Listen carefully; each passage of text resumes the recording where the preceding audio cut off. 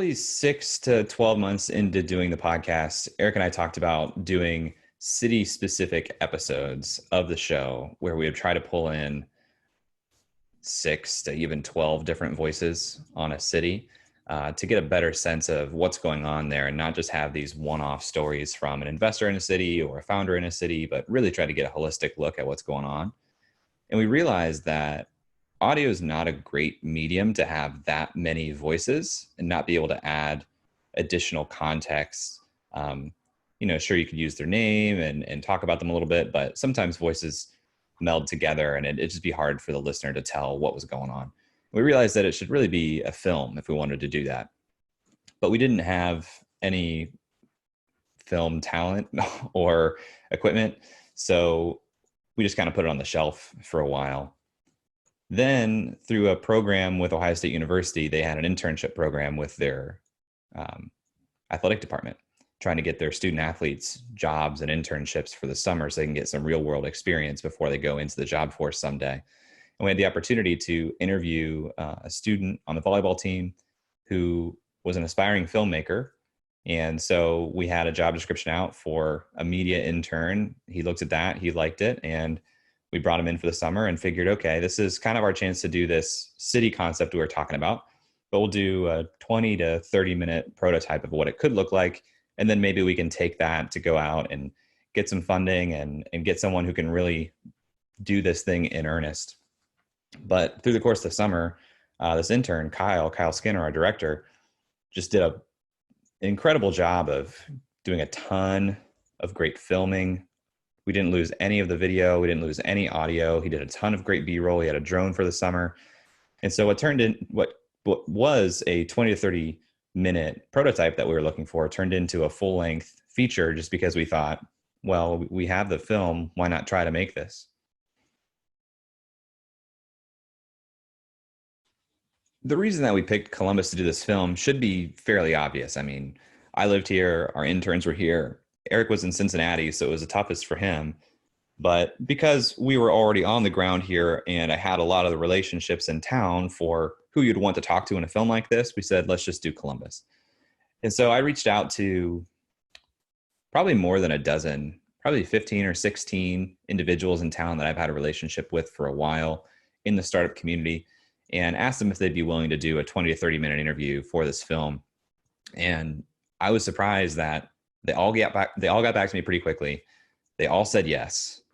And at that point, I looked at this list of people that we had assembled for the film, and I thought, man, if someone were to really come in and do a film about the Columbus tech or startup ecosystem, these are the people that they would have interviewed. And then a couple interviews in, looking at the footage that Kyle had gotten of these individuals, it was just incredibly shot. Like, it looked really good. The audio was good. And I started thinking, maybe we should just do something more with this. And being here for 10 years now myself, being in the startup community since I was in college, it felt a little bit like I don't know. There's something, it felt like a love story to Columbus for my time that I've been here. And we started thinking a little bit bigger. We thought, well, we put so much work into this, we can at least try to do a screening of this at the end of the summer with what we have at the Gateway, at the film center in the South Campus Gateway. And when we went and visited with him, he said, yeah, you can do a screening, but if you have any interest in doing film festivals, you need to do that first. Lucky for you, we have a film festival here at the Gateway coming up in September. If you can get me a 45-minute cut of the film, we can review it and potentially let you into the festival. And within a couple of days, we had heard back that, yep, we're in the festival, and it became this race to get the whole thing cut by September to be a part of this film festival, which was a sprint. But yeah, that's how it became something bigger than what we thought.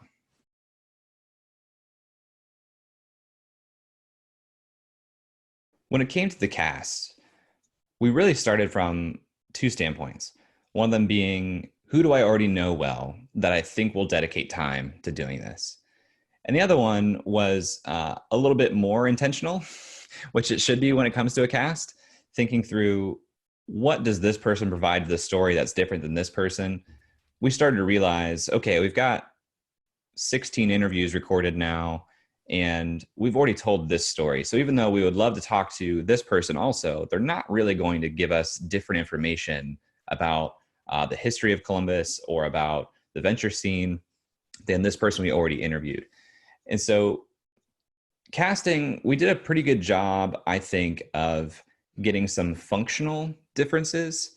People who have been active in the community for quite some time, people who are running companies, people who are funding companies. We even had someone to come in and talk about real estate. We had the city council president. We tried to get someone from the Columbus Historical Society and failed.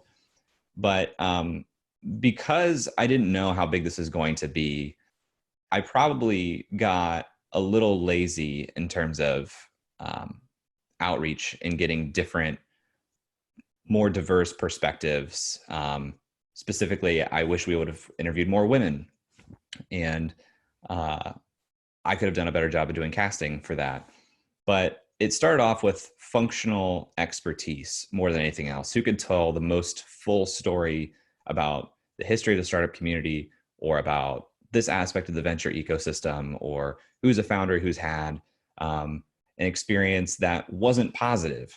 And that was the lens through which we thought about casting.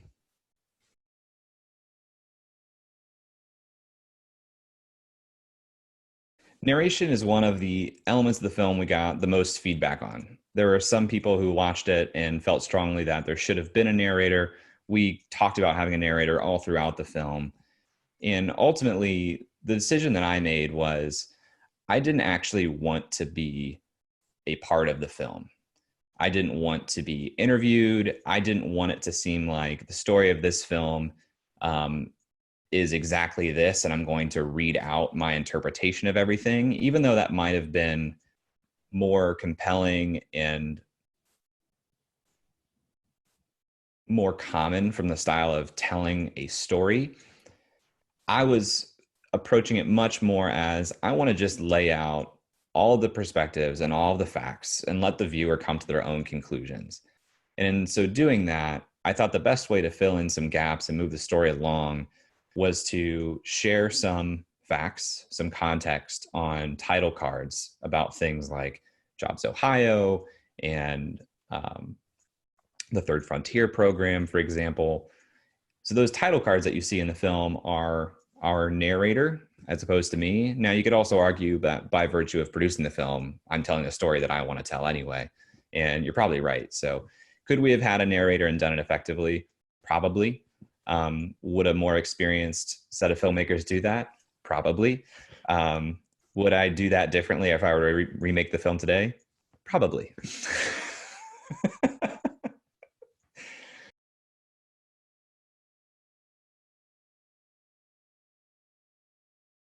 Having lived here for 10 years, there are certain truths that I know about the Columbus startup ecosystem.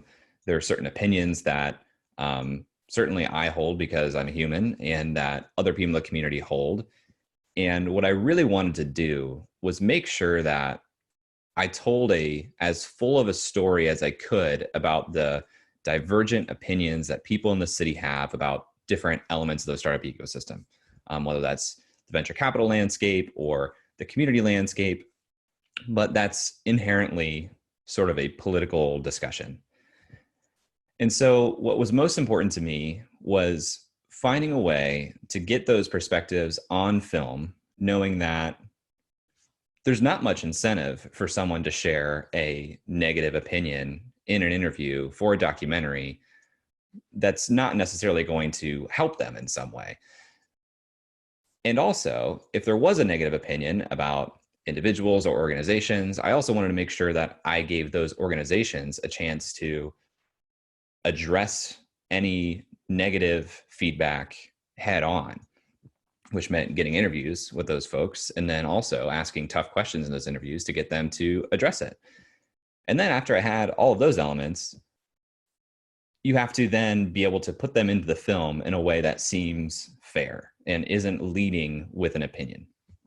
To give a specific example, in the film, you'll hear Brian Zerker talk about the funding landscape and how Rev One Ventures has sort of gatekeeped, as he put it, a lot of the funding opportunities here in Columbus because how they work with the Ohio Tech Angel Fund, for example. And so that's common criticism you'll hear in the community from time to time. I wanted to make sure we told that story. And also I wanted to give Tom and Christy at Rev One the opportunity to address that. And so even in constructing the film, the way we ordered that scene about a third or close to halfway through to share Brian's feedback and then also go to Tom and Christy and have them respond to that feedback. If we ordered that differently, it would tell a different story, right? If we had Tom and Christy say, this is why we do the things that we do, and then we left off with Brian saying, here's my criticism of that, that's inherently giving the bias of, we are giving Brian the last word. If you give someone the last word on something, that's almost as good as saying, this is the truth that we believe as a filmmaking team. And so what I try to do as far as laying things out was actually display it in the order that they were expressed and experienced. You know, we heard the criticism first, then we asked the team at Rev One to respond to it.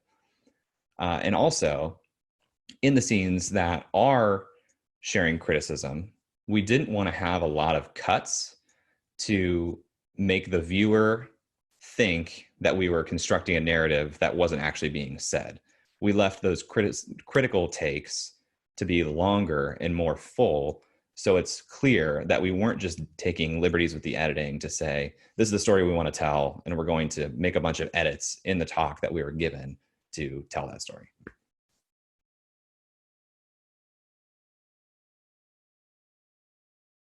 A lot of people who have watched the film will point to some of the comments that Dawn makes towards the end of the film as some of the emotional height of the film.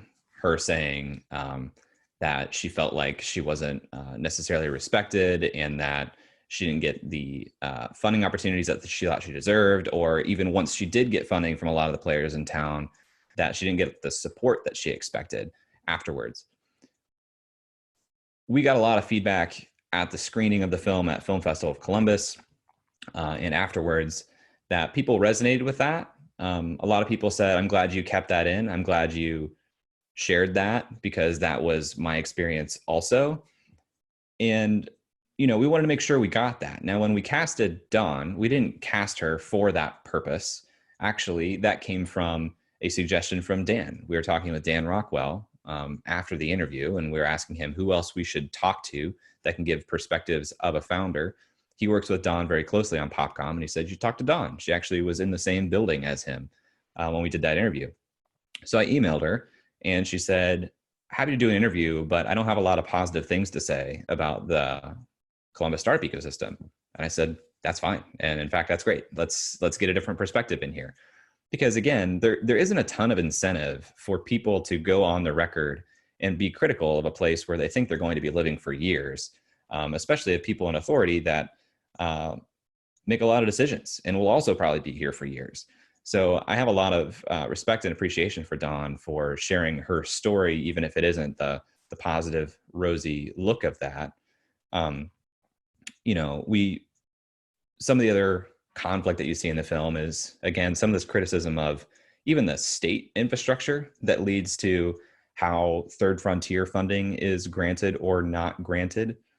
When we first laid out the film, even laying out the stories that we're telling was a challenge. And all of this was done in the period of just a couple of months. And so we wanted to make sure we gave good context of the history of the startup ecosystem while sharing some of, zooming into some of the most recent history and why there seems to be momentum right now. Then talk about some founding stories, talk about the funding landscape. We didn't feel like we could tell a full story about the community by just following one individual narrative through the entire film, or a couple individual narratives through the entire film, even though that's probably the more classical style of doing a documentary. And so, you know, that point with Dawn that was made and was kind of an emotional climax of the film, we chose that as being an emotional climax of the film because it just was that. If we looked at all of our footage, that was what stood out most strongly as, here's something that I want to make sure people are aware of that doesn't get talked about enough. and certainly doesn't show up in the headlines when you see these listicle articles about Columbus being one of the top whatever cities to start your company.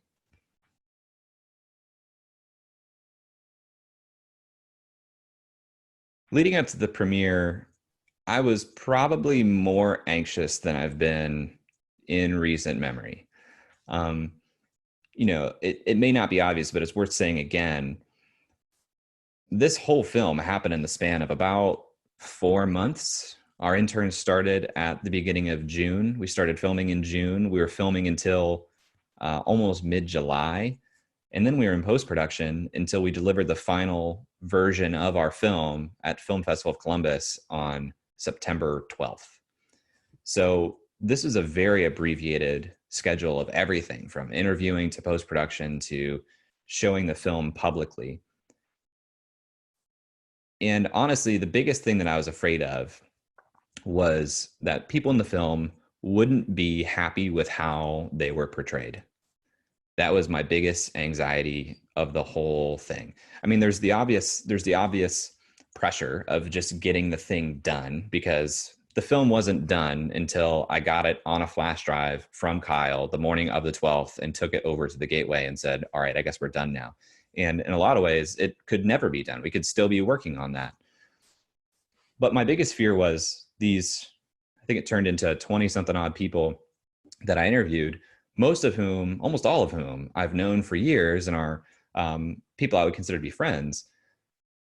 They went on the record and they told me how they felt. And when I interviewed them in the beginning, I didn't say, hey, we're going to be showing this on a giant movie screen for a film festival, because I didn't know that was going to be the case. I told them, I don't know what's going to happen, but here, please sign this release that says I can do with your footage whatever I want.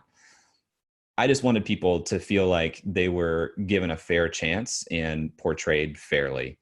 And boy, that kept me up for a couple nights, probably, because again, this was meant to be more journalistic than anything. I just wanted to share the facts. I love Columbus for the good, bad, and the ugly. I love this place, and I wanted to have both that love come out in the film, but also to shine a light on some of the things that people talk about in dark rooms and will complain about, but often don't say publicly on the record. So finally showing up to the theater, I put on a suit, and there were a lot of people there that I knew. The place was full. We got this incredible airtime. We had the whole lounge upstairs open to us. We had over 100 people there. We had sold out the tickets for the viewing. We had members of the media there. The editor-in-chief of Columbus Business First was there. So it was nerve-wracking because none of the people there had seen the film yet. And I'd seen it probably too many times at that point, but never on a big screen. You don't even know how things will translate, like sound. You don't know how things will sound in a movie theater sound system. You don't know how they'll look on this giant screen. So I sat there next to my girlfriend, Mallory, who held my hand the whole time, my clammy, shaky hand, and just braced myself to see how people would take it and how they would react to things. It felt like the longest hour and a half of my life. At one point during the film, when Dawn was talking about her criticisms and her experience, people cheered and clapped, and that was pretty powerful. There were also some moments of levity in the film. I think Dan Rockwell, I didn't expect him to be comedic relief, but he kind of played that role. At one point, a child in the audience yelled, "Daddy," when Dan came on, and it certainly was not his kid. That was fun. Overall, it was just like an incredible experience. I tried to talk to as many people who were in the film and at the premiere as I could, and asked them if they were just like okay with everything, and they seemed happy with it and grateful to be a part of it. And then we had a little bit of an after party at North High Brewing, which was nice. So yeah, it was one of the most anxious experiences of my life, but also one of the most memorable. I have the ticket for the festival right here. So yeah, it's something I'll remember for the rest of my life.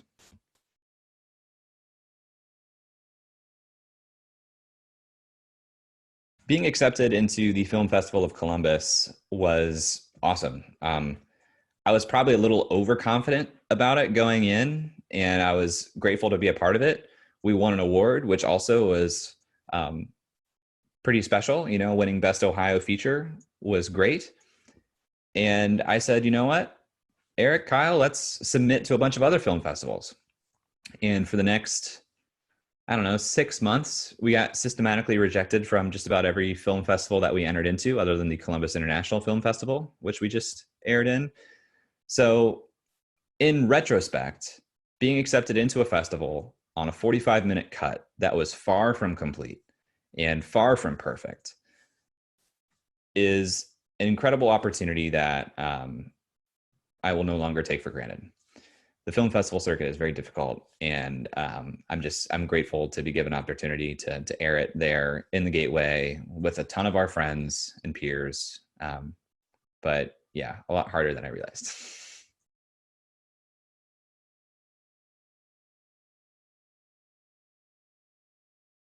Even despite its critiques, I think the film is actually a pretty good selling piece for living and starting a company in Columbus.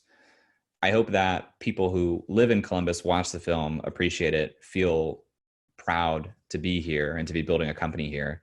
But more so, I hope people use it to tell the Columbus story and share it with people who maybe don't live in Columbus but are considering moving to a different city across the country, and Columbus is on a short list or even a long list. I hope it makes a difference for them. I also like to think of this film as a really powerful time capsule.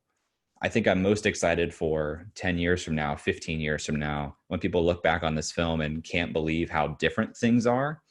Because even with the seemingly rapid growth of the ecosystem, companies like Cover My Meds and companies like Root, that's all been within the last 10 years or so. And they're, despite having Drive Capital, which has over $1 billion of assets under management, there aren't that many investment firms here. You know, you have Rev One, you had NCT, but they're not raising their third fund. So that actually closed down and is a step backwards in some ways. So I'm hoping that 10 years from now, 15 years from now, we have the amount of growth that cities like Los Angeles have seen in their venture community and their startup community. And we look back on this and say, I can't believe that this was going on at a time when there's only a small handful of venture investors and far fewer companies than there will be 10 years from now. I really think this is a special inflection point for the city of Columbus. And I wanted the film to capture that. And, you know, to be seen down the road if that is true, but that's what I'm hoping for.